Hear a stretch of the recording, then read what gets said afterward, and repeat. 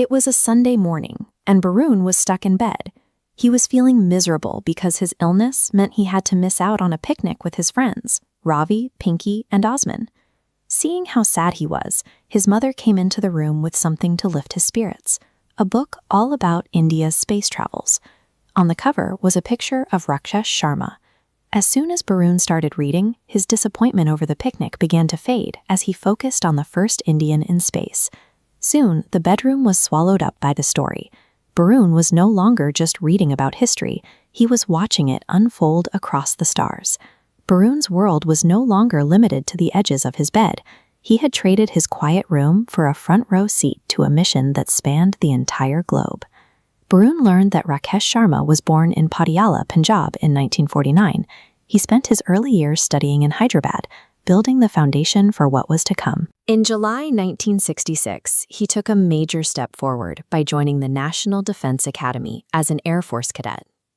His training led to April 3, 1984, when he launched toward the stars aboard the Soyuz T-11 space shuttle. Sharma spent exactly 7 days, 21 hours, and 40 minutes living and working in the weightlessness of orbit. From orbit, Prime Minister Indira Gandhi asked him what the country looked like. He replied with the famous words, "Sare Jahan Se Achcha," the best in the world. Sharma's mission gave the country its first eyes on the Earth from above, showing that India was now a participating player in the exploration of the final frontier. As the day turned to evening, Barun moved on to the story of Kalpana Chawla. Born in Haryana in 1962, her fierce determination meant she started school at just 3. After studying engineering in India and moving to the USA in 1982, she joined NASA in 1988. Working as a research scientist in California.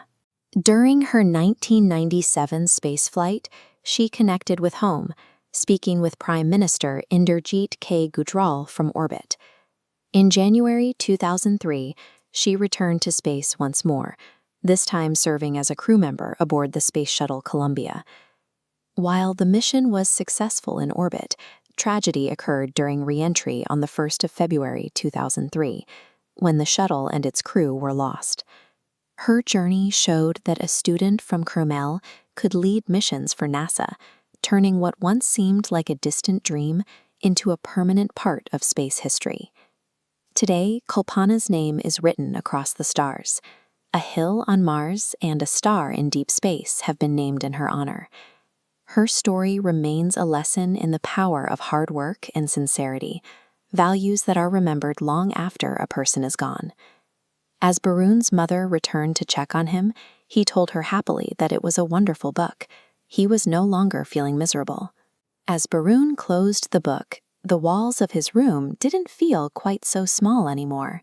He'd learned that while physical barriers like illness are real, they don't have to be the end of the story. To make sure we've mastered Lesson 12, let's take a quick look at the vocabulary and facts from the chapter. The word Trove defines 3 key terms.